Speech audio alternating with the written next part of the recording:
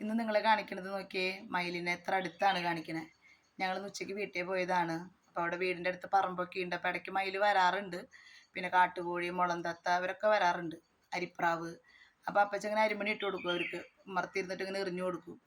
അപ്പോൾ അവരൊക്കെ വന്ന് കഴിച്ചു പോവും. അപ്പോൾ മയിലും വരാറുണ്ട് എന്ന് ഇവർ പറയാറുണ്ട്. പക്ഷെ ഞാൻ ആദ്യമായിട്ടാണ് ഇത്ര അടുത്ത് കാണണേട്ടാ.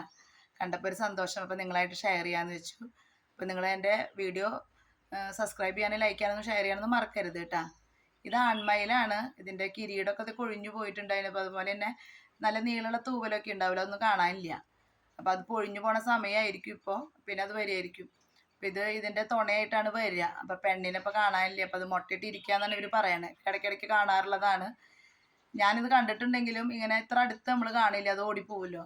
നമ്മൾ സൂലൊക്കെയാണ് കാണുക. അപ്പോൾ ഇത് കണ്ടപ്പോൾ ഒരു കൗതുകം. ഇത്ര അടുത്ത് വന്നിട്ട് ഇതിനൊരു പേടിയില്ല. അപ്പം ഞങ്ങളിവിടെ ഇരുന്ന് വർത്തമാനം പറയുന്നുണ്ട്, ഈ വീഡിയോ എടുക്കണ കാര്യമൊക്കെ പറയുന്നുണ്ട്.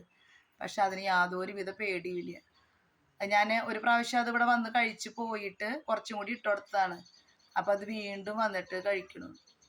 നല്ല ക്യൂട്ട്നെസ് അല്ലേ ഇങ്ങനെ കാണാനായിട്ട്. നമുക്ക് എത്ര കണ്ടാലും മതി വരാത്ത ജീവികളിൽ ഒന്നാണ് മയിൽ അല്ലേ. എന്തൊരു ഭംഗിയാണ് കാണാൻ. നമ്മൾ കുറേയൊക്കെ കണ്ടിട്ടുണ്ട്, പക്ഷെ എന്നാലും ഇത്ര അടുത്ത് കാണുമ്പോൾ ഒരു സന്തോഷമല്ലേ.